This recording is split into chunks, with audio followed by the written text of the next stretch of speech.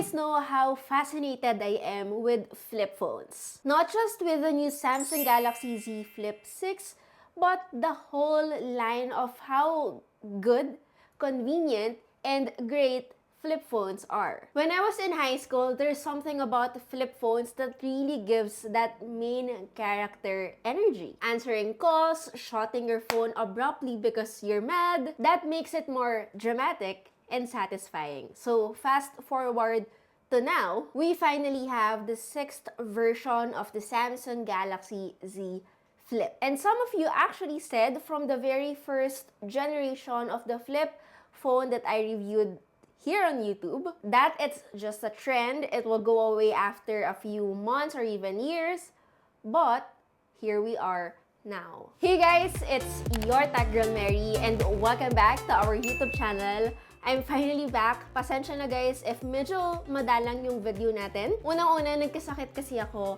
Pangalawa, alam naman nating lahat that it's Ghost Month. There's really not much smartphone releases for August. Most Chinese companies, if you guys don't know yet, they don't really launch that much smartphones, especially pag August. So yes, tahimik talaga ang tech world or ang tech scene kapag ganitong buwan. Anyway, since alam kong marami pa rin dito yung hesitant mag-purchase ng bagong flip phone ng Samsung that was just launched a month ago. Finally guys, ito na yung review na inaantay nyo. This may or may not persuade you, but anyway, at least, diba, nakatulong pa din.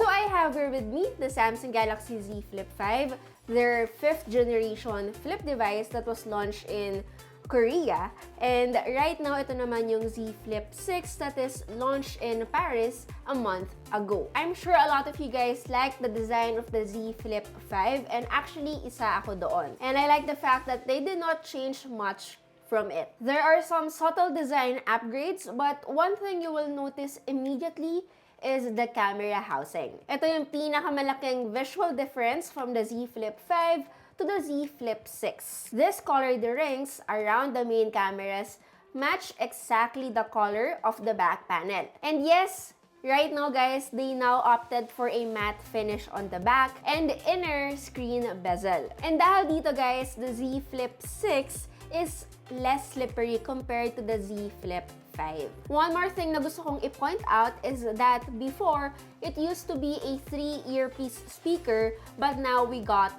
4. Alam kong 6th generation na ng flip phones, pero marami pa rin ang curious or hindi alam if kaya bang i-shot yung phone ng isang kamay. At the same time, vice versa, pwede rin ba itong buksan ng isang kamay? And to answer that, it's actually no. Medyo awkward kasi guys na, ewan ko, basta, ang hirap, hindi madali. Ito kasi yung pinakamasayang gawin sa kanya, like how we usually use an old school flip phone. Actually, since the brand stepped up their durability with the Z Flip 6, making the hinge stronger, syempre, mas robust na yung feeling niya, medyo mas mahirap na siyang i-close by one hand. And sa dami rin ng flip phones na na-review ko na in the past, to be honest, nothing really comes close pa rin with how Samsung does their flip phones. But again, it's no perfect. Marami ring flip phones na magaganda ngayon like what Motorola is doing.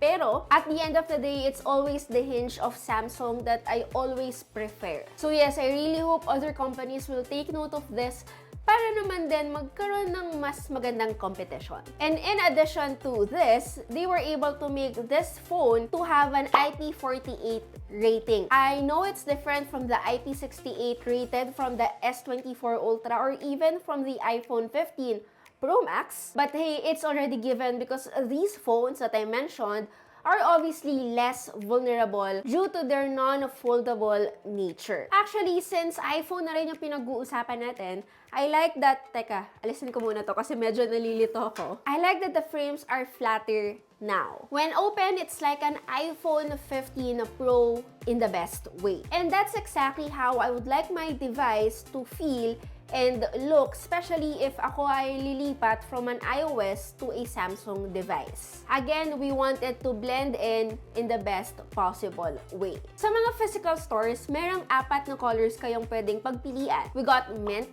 blue, yellow, and silver shadow. And then online, there will be more choices like crafted black, peach, and white. Anyway, for someone who is tired and medyo, I would say nauumay na rin with how big smartphones these days are, I appreciate how Samsung is doing their Galaxy Z Flip a more pocketable powerhouse. Now, before we proceed with the outer cover display and even the inner display, gusto ko munang i-discuss sa inyo guys kung ano yung mga bagong AI features niya.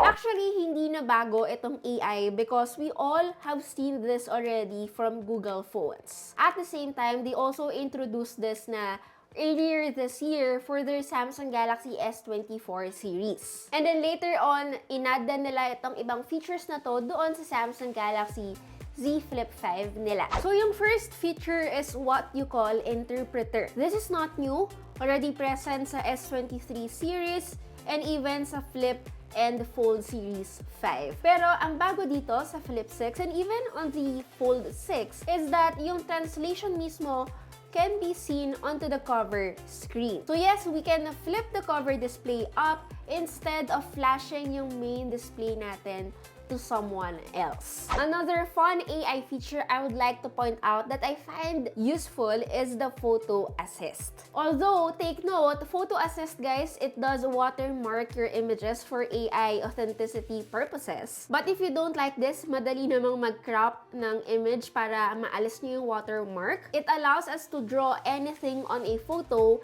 and make it true to life. Actually, it makes the images more fun. Like if you think something is missing doon sa photo that you took, you can always level it up. And personally, I find it realistic most of the time. It depends na lang on the photo you took and how you draw the additional sketch you wanted to show up. Other AI features na hindi masyadong nami-mention ng iba is actually the photo ambient, na kung saan yung wallpaper ng ating Z Flip 6 will adjust real-time based on factors like yung time of day and weather. Meron din tayong tinatawag na photo assist, na kung saan this feature in the Gallery app turns our photos into sketches and cartoons. And actually, all of these AI features I mentioned are not present on the Z Flip 5. May mga AI features na to, like of course, the circle to search.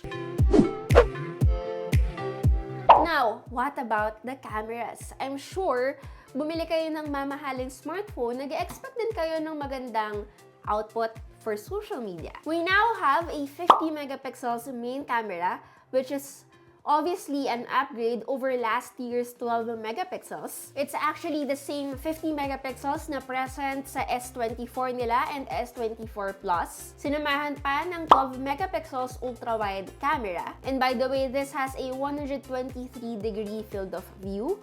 And lastly, a 10 megapixels selfie camera na present on the inner display. To set your expectations immediately, no performance or the camera performance is not S24 Ultra level. We all know to have a really great camera phone, we need a really huge space for a large sensor. Which is why probably until now, hindi pa rin natin ma-achieve yung pagkakaroon ng mas pagandang photo sa mga flip phones is again because we don't really have much space for it. But that doesn't mean, guys, na yung Galaxy Z Flip 6 is a bad camera phone. If you would ask me, yung jump to a 50 megapixel primary camera over the 12 megapixels on the Z Flip 5 is really helpful. Not only yung mga standard 1x photos natin look sharper, pero yung digital zoom natin on the Flip 6 is also more usable now. Now, according to the brand, yung 2x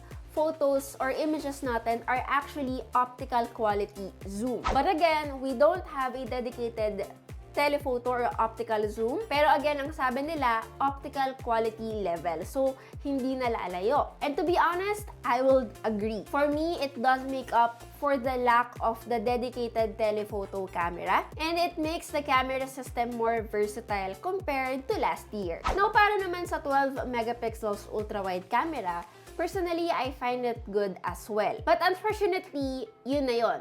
Again, there is no dedicated zoom camera here, unlike what we get from Motorola. Anyway, may isa lang akong gustong i-point out, especially to those people who likes to edit their images. There are two photo editing apps we can use para mas ma-maximize natin yung device. Una-una, of course, we got the Samsung Gallery, na kung saan this offers sketch-to-image tools and other enhanced editing features. Meron din tayong isa pang app which is Google Photos, wherein we can find yung mga Google Magic Editor, Photo Angler, and other Google AI tools. Actually, sa lahat ng na-mention ko sa cameras niya, hindi ito yung pinaka-paborito ko. My favorite will always be the way to take selfies using a clamshell foldable device. Just like with their first generation, second generation, and so on, we can place the Z Flip 6 on any surface in a clamshell mode and take hands-free selfies by simply using the high five gesture. And as a girly girl, this is a big win to me. Now, how about the performance? So, something I forgot to mention sa first impressions natin is that the Z Flip 6 actually now has a vapor chamber. Actually, ito yung kauna-unahang flip phone that will have one. And this is 50% larger, guys, doon sa vapor chamber used in the S23 Ultra. Meaning, in real world, just like what I experienced, yung Galaxy Z Flip 6 will be much cooler when under pressure compared to past models. And I also noticed this in the past from their Z Flip 4, even the Z Flip 5, na yung top part ng phone really warms up to the point na medyo uncomfortable na siyang hawakan. Lalong-lalo na for almost an hour of streaming YouTube videos. It also gave me outstanding benchmarks, and this is because of having a Snapdragon 8 Gen 3 processor. As of now, this is the fastest Android flip phone that I personally used, especially this year 2024. Honestly, okay na sana. I think it only lacks the Samsung DeX. Perfect in chipset, mabilis, may vapor chamber. Kaso nga lang talaga guys, hindi natin siya fully mama-maximize. Katulad ng meron yung Galaxy Z Fold 6, which again can really increase workflow, especially for a device that costs this much. Now, kung overpower ang ating processor or yung chipset na meron yung Z Flip 6, what about the battery life? So, kung maganda yung merong chipset yung device na to, kailangan maganda rin yung battery performance niya. One of the things sacrificed talaga when buying a flip phone is the battery life. Not just when it comes to buying a Samsung Galaxy Z Flip, but for the entire clamshell devices, laging battery life ang compromised. Buti na lang they were able to address this issue when Honor finally launched a flip phone na may pinakamalaking battery capacity so far. Pero syempre, hindi nagpatalo yung Samsung. They improved their battery life from a 3,700 to a now 4,000 mAh. And sa real-world testing ko naman guys, in fairness, the Z Flip 6 was able to last through an intense day of usage. Just like the battery life the iPhone 15 Pro is giving me. Every end of the day ko lang siya kailangang i-charge. But what disappointed me is probably the charging speed. For me to be able to get at least 50% of battery charge, it's needed to be charged up to 35 to 40 minutes. I just really hope we get a better charging experience next time. Personally, I find 45 watts really lacking, especially for a flagship phone with this kind of price point. Anyway, lastly, let's talk about the cover screen, the inner display, and of course, the overall software experience. We still get a 3.4-inch of cover display on the Galaxy Z Flip 6, and it is the same size on the Galaxy Z Flip 5. It has a resolution of 720 by 748 pixels and a 60Hz refresh rate. Personally, yung 60Hz a bit disappointing, especially now that yung Motorola Razr is capable of dynamic refresh rate of up to 165Hz and a 1080p pixels resolution. Sa size naman, wala akong problema kasi hindi naman nalalayo kahit papaano yung kanilang cover display screen. It's really just the resolution for me, especially now that the brand wants us to use the cover display more. Meanwhile, yung inner panel natin has a 6.7-inch in size and a 2640 by 1080 pixels resolution. Adaptive din ito from 1 Hz to 120 Hz. And to those who will buy the Galaxy Z Flip 6 in the future or even as of the moment,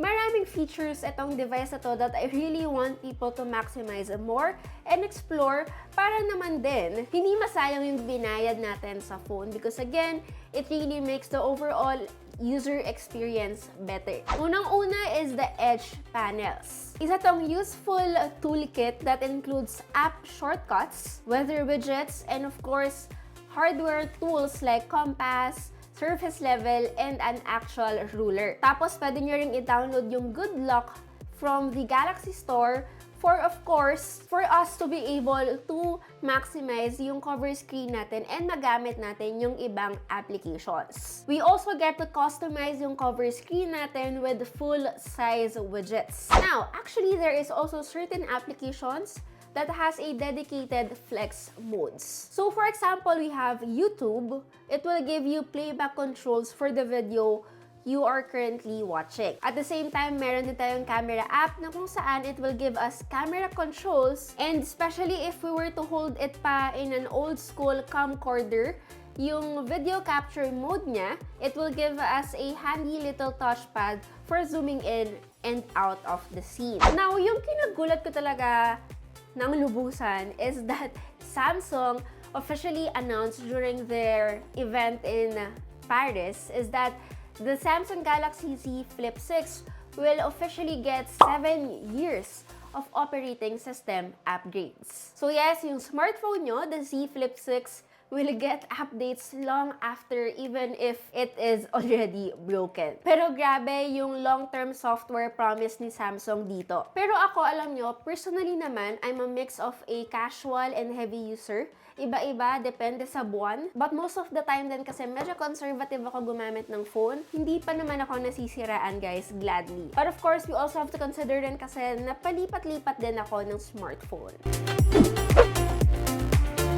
Now, the question is, sulit bang bumili ng Z Flip 6 ngayon? Considering nila na marami na talagang flip phones na naglalabasan na mas mura compared sa kung ano yung ino-offer ng Samsung. To be honest, kung gano'n na tayo kalayo ngayon sa generation ng flip phone, iba talaga yung feeling of enjoyment and excitement na binibigay niya sa akin as compared with the regular smartphones. Although hindi gano'n ka-cool yung mga bagong features that they added with the Z Flip 6, I like that they focus on the practical improvements. Obviously, durability-wise, it just feels better this time. Mas powerful yung processor, sinamahan pa ng mas magandang cooling system, and even better battery life. And of course, a camera that doesn't feel like the weak point either. Again, may mga weaknesses pa rin ang Flip 6, but they are far less compared to what they used to be. So yes, personally, I find the Z Flip 6 worth it, especially if you are coming from the Flip 3 or Flip 4. Anyway, that's basically it. I really hope, guys, it's worth the wait. Again, it's your Tech Girl Mary, and see you on our next video.